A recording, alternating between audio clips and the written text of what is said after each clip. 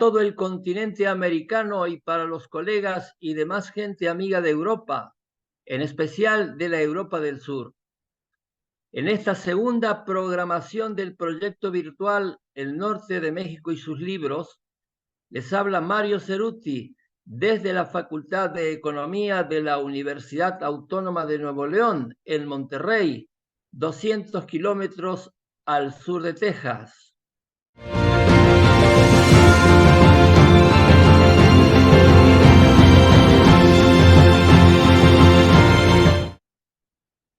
Iniciaremos esta primera emisión del ciclo enero-abril con la presentación del volumen Espacio y Economía en la Península de Baja California, 1765-1860, publicado en 1999. Su autora es Denise Trejo Barajas, doctora en Historia por la Universidad Nacional Autónoma de México.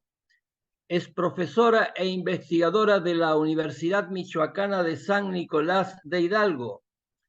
Sus investigaciones se han concentrado en las costas del noroeste de México, en la colonización del Golfo de California peninsular, en los siglos XVIII y XIX y en los actores comerciales. Los comentarios estarán a cargo de Arturo Carrillo Rojas, doctor en Ciencias Sociales por la Universidad Autónoma de Sinaloa. Ha sido profesor e investigador en la Facultad de Historia de esa universidad. Es miembro del Sistema Nacional de Investigadores de México y corresponsal de la Academia Mexicana de la Historia por Sinaloa. Sus líneas de investigación aluden a la historia empresarial, del agua, de la agricultura y de la tecnología. Integra la Asociación de Historia Económica del Norte de México.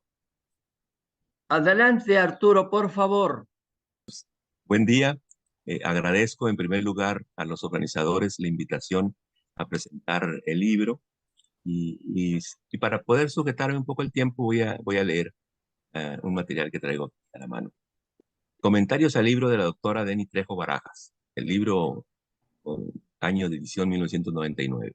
Espacio y Economía en la Península de Baja California, 1785-1870. Es un libro de historia económica del norte de México, siglo XIX y XX. Fue publicado por la Universidad de Baja California. El origen del libro es la tesis de doctorado en historia en la UNAM de la autora, lo cual explica en parte la erudición de sus notas, que pueden ser leídas aparte como un pequeño libro que complementa mucho el contenido de la obra. Otra característica es la cantidad impresionante de documentos de la época que localizó, considerando el periodo donde mucha información fue destruida por el tiempo y las constantes disputas entre los grupos de poder. Para tal recopilación de fuentes, hay que destacar que revisó los archivos más importantes en ese entonces, como el Archivo General de Indias, Archivo General de la Nación, Archivo Histórico de Hacienda, Archivo Histórico Pablo L. Martínez, la Biblioteca Nacional, me imagino que el acervo reservado, y el acervo del Instituto de Investigaciones Históricas de la Universidad Autónoma de Baja California. En general, el libro aborda diversos problemas relativos a la formación e integración económica de la región del extremo sur de la península de California, en el noroeste de México, y está estructurado en 4 capítulos. En el primer capítulo se aborda en términos muy generales el estado de la población de la península en las últimas 2 décadas del siglo XVIII y las primeras 2 décadas del siglo XIX. En el segundo capítulo se explica cómo se fue conformando económicamente la región, objeto de estudio, entre la tercera y cuarta década del siglo XIX. En el tercero, se trata de un tema fundamental en el proceso de formación económica de la región, el de la apropiación de las tierras productivas, así como el descubrimiento y explotación de nuevas minas por los particulares. El cuarto capítulo aborda el tema central del comercio y los comerciantes. Como se puede observar, aunque se van tratando grandes temas como poblamiento, conformación de la región, la apropiación de los factores productivos como tierra y minas, y la importancia del comercio y los comerciantes, no deja de respetar una narración cronológica para mayor claridad de los lectores. Un comentario general que podría ser para enmarcar la actualidad de la investigación es que al momento de realizar la autora esta investigación, a nivel nacional e internacional, se daban ciertas discusiones teóricas que destacaban la importancia del territorio o espacio, como uno lo conoce, en los procesos de crecimiento, las características del desarrollo, el cual era clasificado como local y o endógeno. En otros, entre otros calificativos. Aunque la autora no reproduce estas discusiones, el trabajo me parece que es un buen ejemplo a pequeña escala y en un periodo remoto de lo que se estaba discutiendo teóricamente y trabajando empíricamente para casos más recientes. Es decir, la formación e integración de la región sur de la península de California nos ofrece una perspectiva histórica de dichas discusiones. Por ejemplo, el trabajo es un claro ejemplo de desarrollo territorial desigual, donde la mayor parte de la península de California quedó en el atraso y en la porción sur se empezaron a dar condiciones para su desarrollo. También nos recuerda lo planteado por François Perroux con aquella frase donde plantea, cito, el hecho burdo pero sólido es este. El crecimiento no aparece en todas partes a la vez. Se manifiesta en puntos o polos de crecimiento, con intensidades variables. Se esparce por diversos canales y con efectos terminales variables para el conjunto de la economía.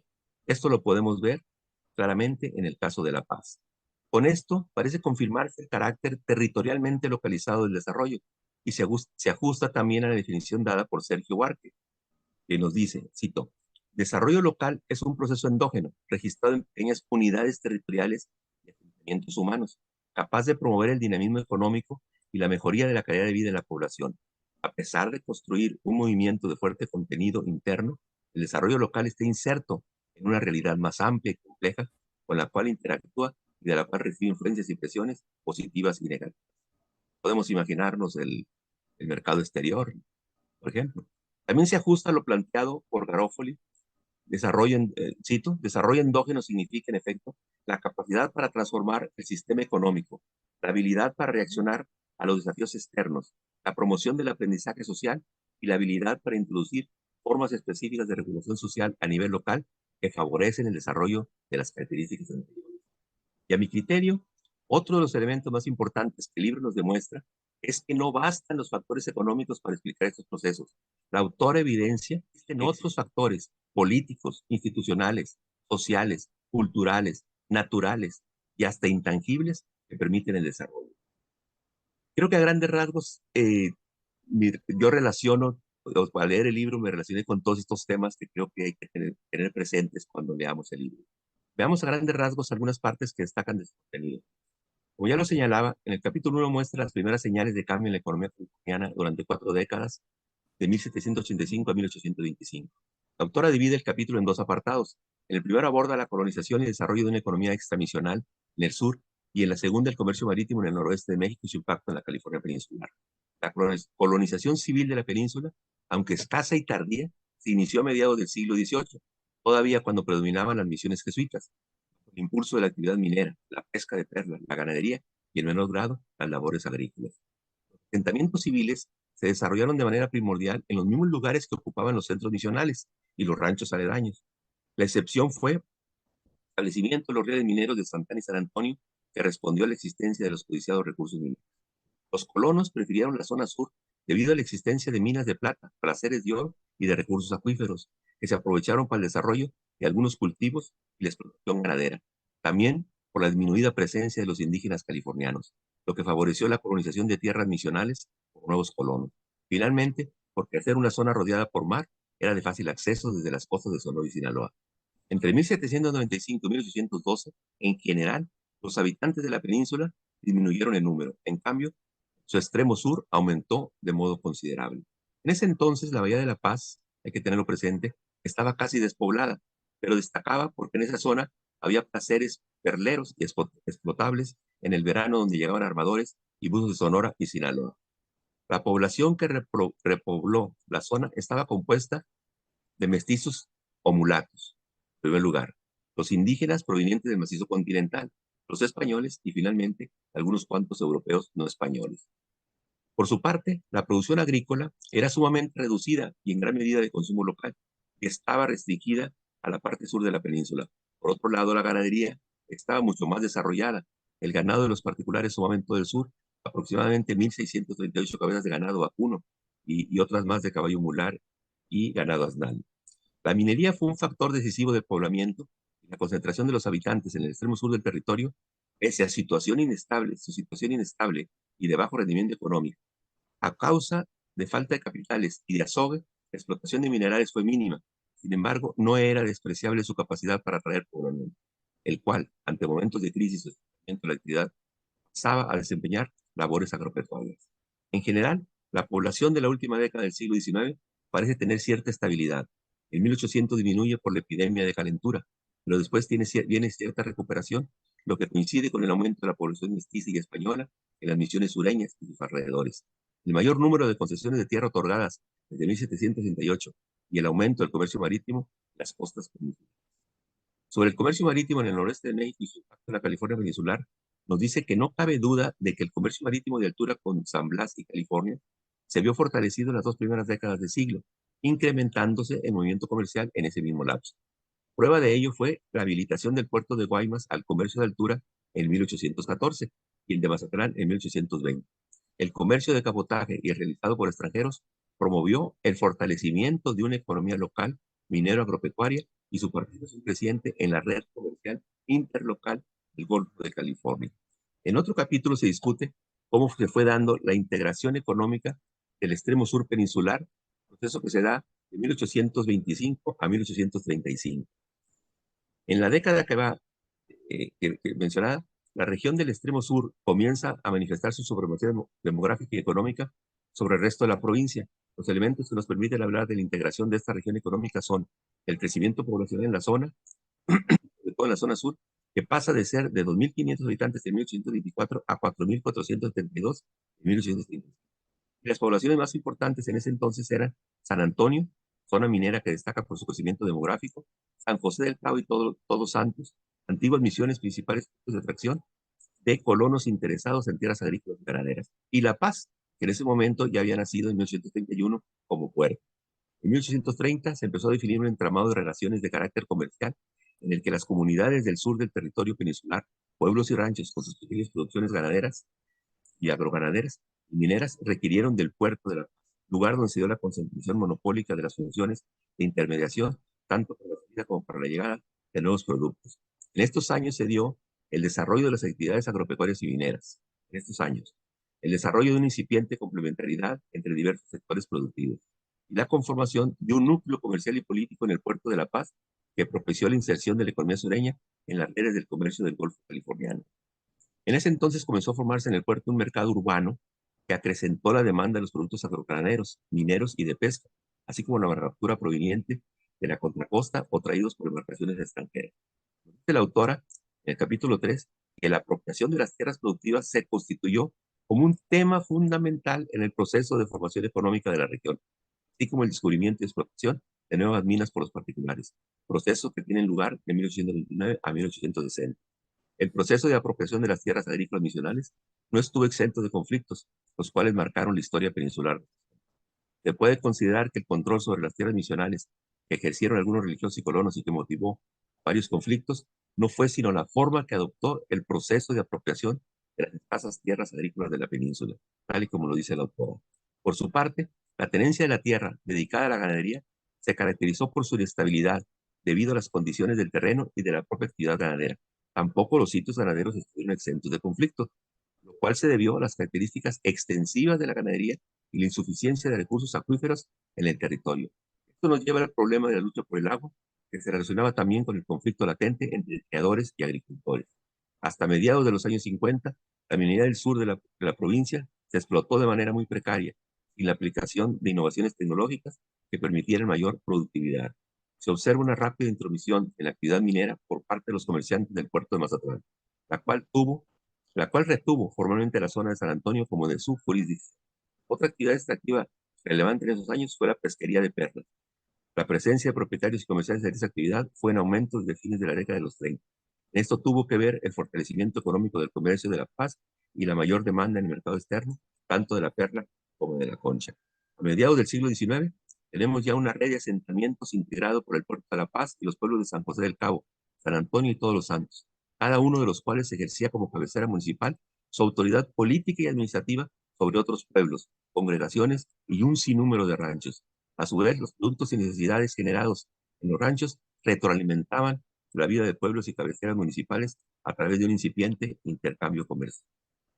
Creo que con estos 3 capítulos, dejando el último, que es donde se aborda el comercio y los comerciantes, que ya se mencionó un poco al principio, podemos tener un panorama general de la riqueza de ese trabajo. Yo estoy muy satisfecho de haberlo, bueno, de haberlo releído. Creo que es un libro que nos permite no solamente visualizar lo que pasó, sino lo que está pasando en muchos lugares, y donde se puede contrastar teorías y donde podemos tomarlo como guías para investigaciones recientes. No me queda más que felicitar a la autora y recomendar la lectura y la relectura de este libro. Muchas gracias. Adelante, Denis, por favor, con tus comentarios o preguntas. Muchas gracias, Arturo, por tu completa presentación, tanto en la perspectiva general del texto como ya el capitulado del cual hablaste, principalmente los 3 capítulos. Respecto de un primer elemento que tocaste, me parece necesario decir un poco más, ¿no? Creo que es el primer punto al que te referiste, donde mencionas la cuestión del territorio. Y yo quiero nada más como acotar que la perspectiva que se adoptó para abordar la espacialidad en donde se movía un grupo de personas en una transición de la forma misional hacia otros tipos de colonización, fue la historia regional, que me permitía en efecto ver la apropiación del territorio, pero con estos procesos de integración económica, social y política que me permitieron poner el acento en una región que se estaba configurando en esos momentos del siglo XIX, y que en los cuales destacó la región sur de la península. La península es muy amplia, muy larga, diríamos hoy en día, y sin embargo, los misioneros jesuitas lograron colonizar solo, digamos, hasta un poco más allá más al norte de la mitad de la península. Luego otros misioneros se fueron asentando en la frontera, pero eran muy escasas las misiones y algunos ranchos que se fueron formando, y sin embargo, en esa última etapa de donde todavía existía el régimen misional, se empieza a vislumbrar el movimiento en esta región sur con base en las actividades económicas de los colonos recién asentados, fundamentalmente en los espacios que dejaban las misiones, ¿sí? Y los indígenas, porque los indígenas casi podríamos decir que desaparecieron de la parte sur o meridional de la península, pues por las formas, digamos, de la colonización misional y civil que prácticamente acabaron con esa población indígena. Entonces, realmente fue una muy interesante perspectiva, digamos, para los nuevos colonos, la apropiación de las misiones, de los territorios de las misiones. Y con las actividades económicas, pues se produce esta integración regional del extremo sur, pero conectada siempre con los puertos de la contracosta y poco a poco incluso con Asia, con lo que luego conoceremos como Alta California, que desde luego ya estaba también en proceso de colonización al final del siglo XVIII, pero todavía, digamos, con algunas problemáticas, pero ya existían estas conexiones entre el sur y la Alta California y también con Asia, ¿sí? Que son elementos que van a desarrollar los comerciantes tanto del puerto de La Paz como de los puertos de Guaymas, Mazatlán y San Blas, de los cuales será dependiente La Paz.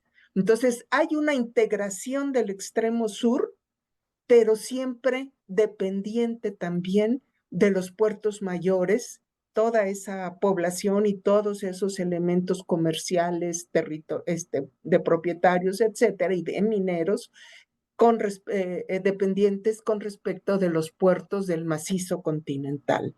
que a su vez son los que conectan con Asia en esos momentos, aunque se dan viajes directos hacia La Paz, siempre es con vistas a enviar productos también a Mazatlán o a San Blas o a Guaymas, muchos de ellos de contrabando. El contrabando será un elemento fundamental de ese comercio marítimo, peninsulares e islas.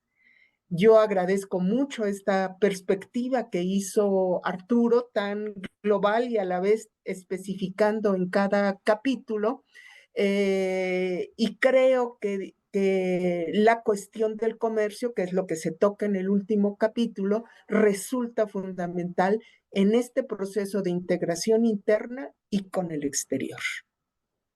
¿Sí? Pues muchísimas gracias. Muchas gracias, Arturo y Denis, por su participación en este programa.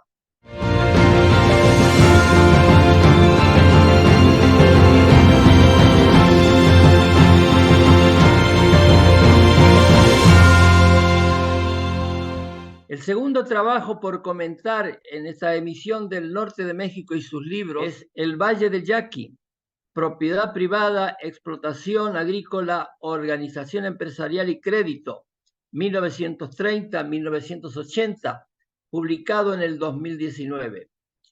Ana Isabel Grijalva Díaz es coautora de la obra, compartida con Juan José Gracida, del Instituto Nacional de Antropología e Historia, sucursal Sonora. Grijalva Díaz es doctora en Ciencias Sociales por la Universidad Autónoma de Sinaloa. Es la actual secretaria ejecutiva de la Asociación de Historia Económica del Norte de México.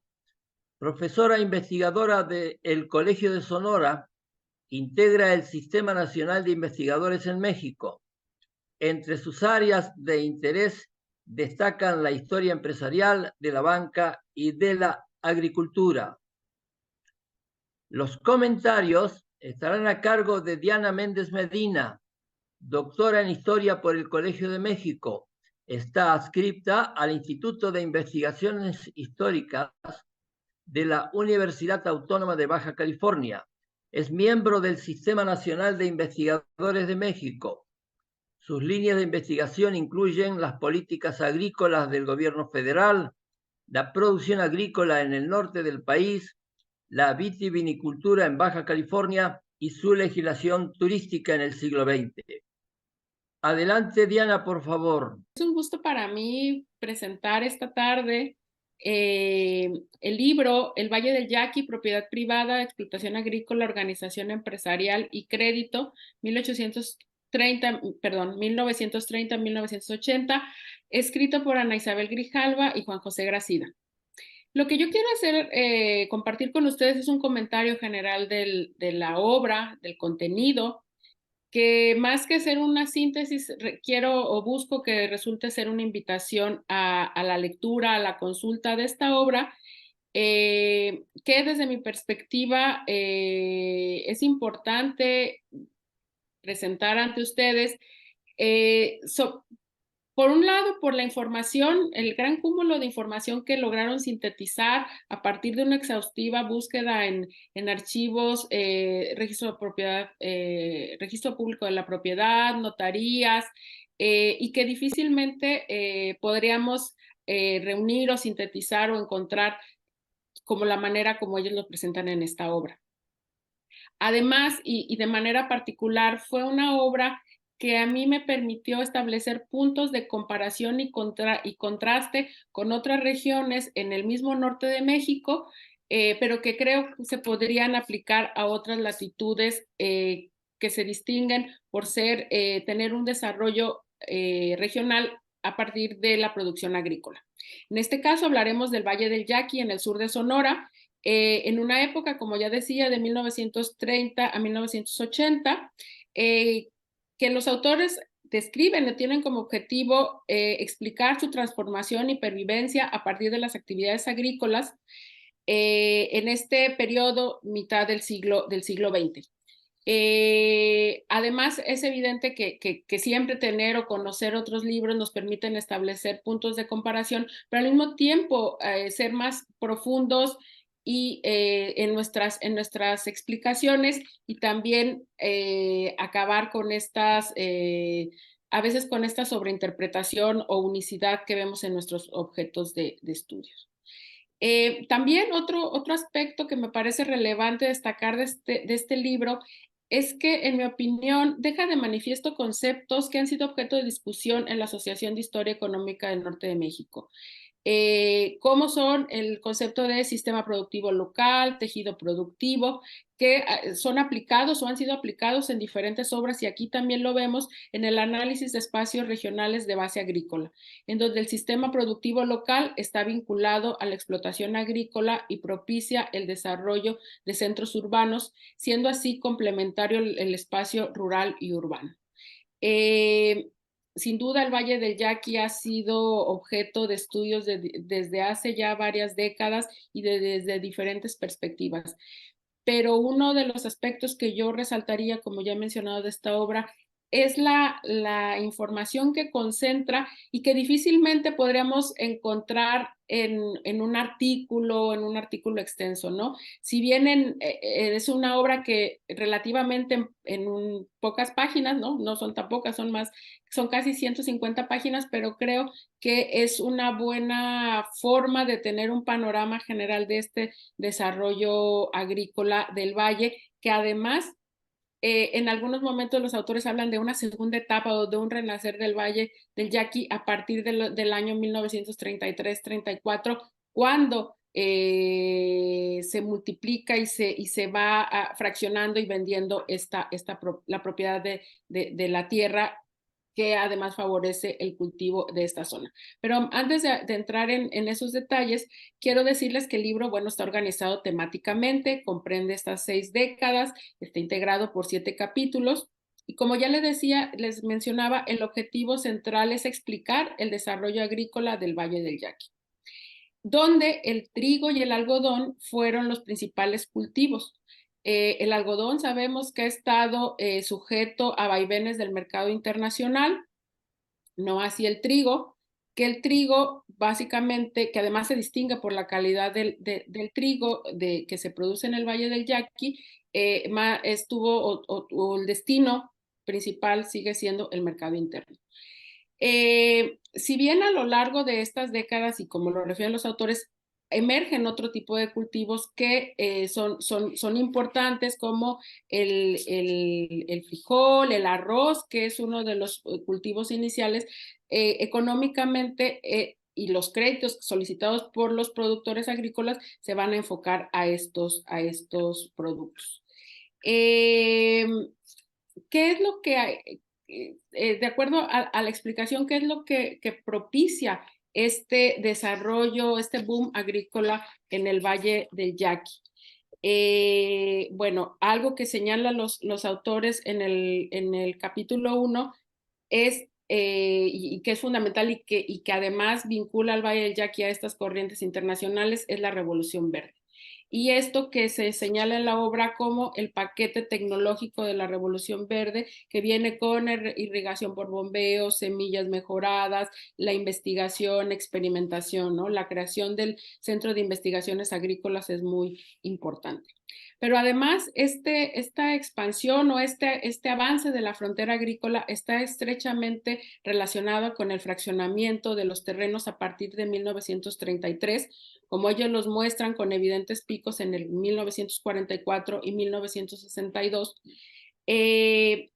La historia del Valle del Yaqui, de la colonización, pues tiene unos tintes muy decimonónicos que en el caso de México, que podemos identificar en otras zonas del norte de México, como son las concesiones a compañías colonizadoras extranjeras, ¿no? Así se delinea en el Valle del Yaqui a finales del 19, primero con la compañía Sonora y Sinaloa Irrigation Company y después con la compañía constructora Richardson, que, bueno, concentran grandes cantidades de tierra, pero que la Richardson a partir de 1933 entra en liquidación de estos terrenos y empieza un primer fraccionamiento y venta de predios, tanto predios rústicos como dedicados a la agricultura. Esto va a ser sucesivo y también va a estar sujeto a las políticas agrícolas nacionales. Por eso es que se observa este pico en el 44, pero también hasta llegar a esto que los autores hablan de la pulverización de la propiedad de la tierra. Sobre todo después de la reforma o con esto que se conoce en la historiografía como reforma agraria cardenista, cuando la máxima extensión de tierra, de acuerdo también a la legislación de Sonora, podían ser 150 hectáreas de tierra. Lo que hacen las familias es fraccionar estos o dividir estos predios, venderlo incluso dentro de las propias familias, pero además son estas familias y estos propietarios a través de las compañías civiles, agrícolas civiles, que pueden obtener préstamos. Los autores hablan y señalan que si bien la pequeña propiedad no es la única forma de propiedad de tierra en el Valle del Yaqui, están los ejidos que fueron dotados, ellos dejan al margen de su estudio este tipo de propiedad de la tierra, porque finalmente son los propietarios, los pequeños propietarios, los que tienen la tierra, que puede servir como prenda para obtener los créditos de avío y los créditos refaccionarios, que es otro de los temas que ellos tratan, siendo además uno de las áreas de estudio que más ha desarrollado la doctora Ana Isabel Grijalva, y se nota en la obra, ¿no? Es esta propiedad o es la posibilidad de los de los particulares de obtener avío y obtener además crédito y otro tipo de insumo, créditos refaccionarios a través de las uniones de crédito y de las asociaciones de las uniones de crédito, lo que va a posibilitar este desarrollo agrícola que los ejidatarios no podían tener acceso. Se señala que hay un crecimiento de una formación de estas compañías agrícolas civiles limitadas en este periodo de estudio que sobresale y que permite el despunte agrícola del Valle del Yaqui. Es decir, si bien el Estado está presente con la construcción de obras de riego, son estas compañías agrícolas las que van a permitir el desarrollo agrícola, y que además van a ser, y es algo que resaltan en el último capítulo y que también ya ha sido estudiado, pero ellos señalan que lo demuestran empíricamente a partir de esta investigación que hacen, que la estructura empresarial del Valle tiene una base familiar, que es importante, y que proviene de estas compañías que se crean, y muchas de ellas, y se ve, porque además las compañías agrícolas civiles limitadas tenían la posibilidad de formar parte, daban la posibilidad de formar parte de diferentes compañías a miembros o ya sea de las mismas familias o diferentes. Creo que algo que me parece llamativo y no es algo nuevo, pero que sí da para pensar en la obra, ese es el componente demográfico que hay en el Valle del Yaqui, que es un componente demográfico diverso, donde hay muchos extranjeros, donde también hay familias obviamente locales, hay migrantes, hay una migración interna dentro del país. Hay evidentemente también estos grupos indígenas del Yaqui que constantemente estarán reclamando su espacio, pero me parece que es algo que generalmente perdemos de vista y que podría ser objeto de estudio en otro momento. Entonces, a manera de cierre, me gustaría señalar pues esta información cuantitativa que los autores compilan y muestran en esta obra. Creo que cumplen obviamente cabalmente con su cometido de exponer el desarrollo agrícola del Valle del Yaqui, demuestran su hipótesis de que el sistema productivo se integra con propietarios organizados en compañías agrícolas civiles que se multiplican después de la legislación después de la legislación que dio pie a la reforma agraria cardenista del año 33-34. Y que al mismo tiempo también resultó una estrategia para defender esta propiedad y este desarrollo donde, si bien el Estado tiene una presencia importante como constructor de infraestructura, son los empresarios particulares a través del crédito los que van a poder, a quienes se les debe el desarrollo agrícola notable del Valle del Yaqui a mediados del siglo XX, siendo el algodón y el trigo hasta el día de hoy el cultivo emblemático de esta zona. Creo, y ha sido también parte del estudio y de discusión dentro de la Asociación de Historia Económica del Norte de México, un tema así como puede ser la Laguna, el Valle de Mexicali, espacios de estudio y de diferentes reflexiones y ópticas. Los autores, y son muy claros en ese sentido, se centran en estas empresas, pero sin duda está abierta la posibilidad para seguir llevando a cabo estudios sobre esta zona de base agrícola, pero además contrastar, que yo creo que es algo que también la misma asociación ha hecho, y hay obras colectivas. Recuerdo ahora el caso del algodón, ¿no? Este libro colectivo que se hizo, pero que se podría aplicar. Los mismos autores hablan y hacen un comparativo con el Valle del Fuerte y el Valle de Culiacán en el caso de las compañías. Creo que los temas y lo que ofrece este libro nos da para pensar comparaciones para el caso de México y en otras latitudes. Hasta aquí dejo mi intervención por el momento y muchas gracias. Es tu turno ahora, Ana Grijalva. Adelante, por favor. Muchas gracias, Diana, por tu comentario. Yo creo que has expresado ampliamente sobre el contenido del libro, todos los aspectos que se han abordado. Pues me tocaría ahondar nada más un poco sobre esta región que se estudia, que es el sur de Sonora, ubicado en el noroeste de México.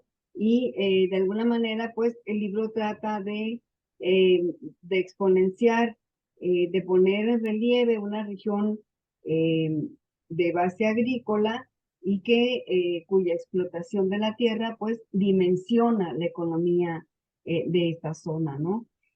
Dentro de un conjunto de variables que intervienen para su estudio, denotan el ejercicio cuantitativo y cualitativo para expresar ampliamente y más bien profundizar lo que está tratando el libro con respecto a estas producciones agrícolas, con respecto a la formación empresarial, etcétera, ¿no? Es decir, en la región del Valle del Yaqui es la más importante desde ese periodo, desde mediados del siglo XX hasta la actualidad, para el noroeste, ¿no? Y se exponencia en esta forma de escritura que tiene mucho que ver con el análisis cuantitativo, ya que va analizando en esos términos esta participación, la compraventa de tierras, cómo los propietarios van adquiriendo los predios, pero también es muy importante ver el nodo familiar o empresarial que después se forma para la adquisición de estas tierras. Es decir, podríamos dialogar de manera, pues, comparativa, que ese es un ejercicio que igual se puede ofrecer para otras latitudes de América Latina, como se hace aquí en México, donde una región agrícola se pone de relieve en este libro, ¿no? En términos metodológicos, pues cumple con este referente al hacer historia económica regional y pone a discusión el devenir de la actividad económica a lo largo del siglo XX.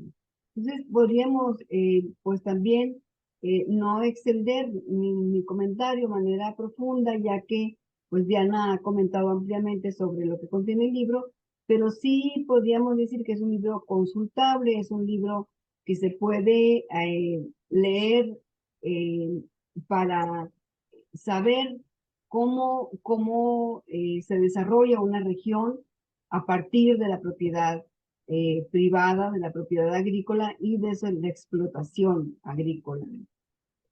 ¿Cómo crece esta ciudad? ¿Cómo se desarrolla esta ciudad?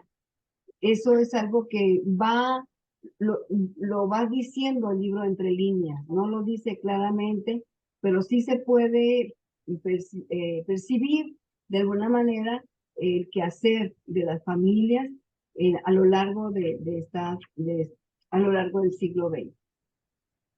Sería todo por mi parte, a menos que Diana tengas alguna duda, algún comentario que quisieras pues ahondar también al respecto.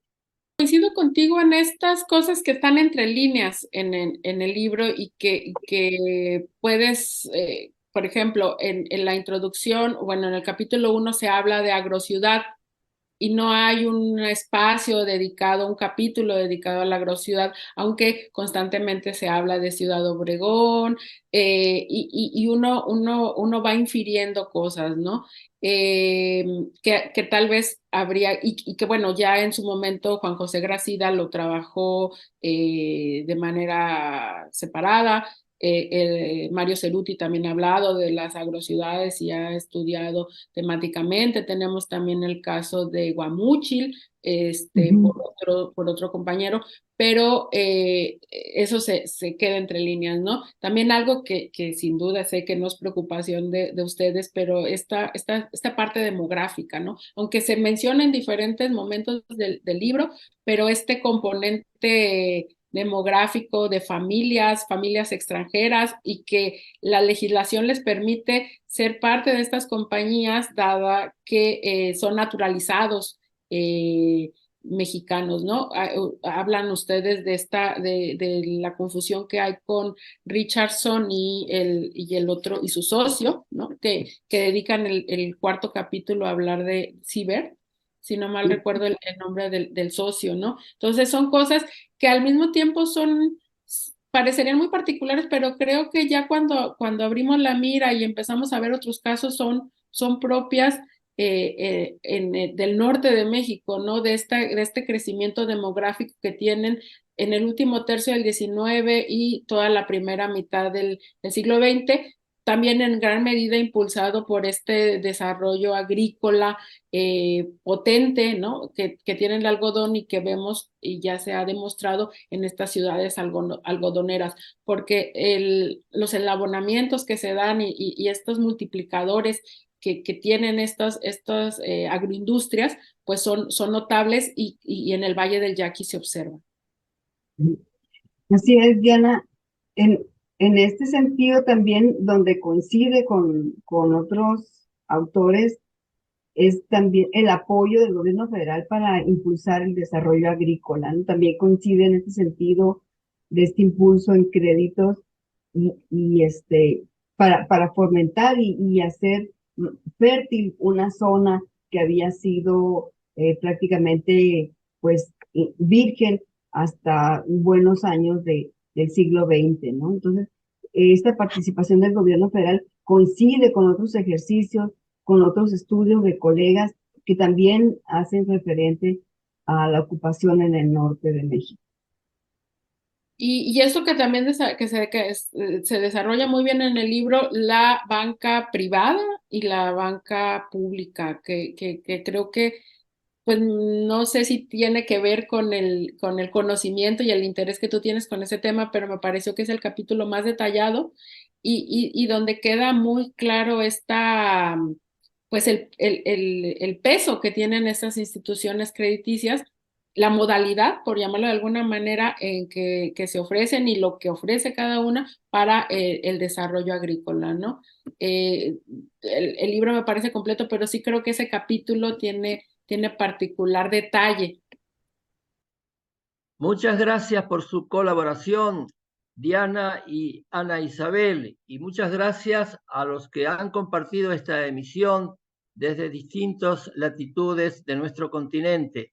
Hasta la próxima, a fines del mes que viene.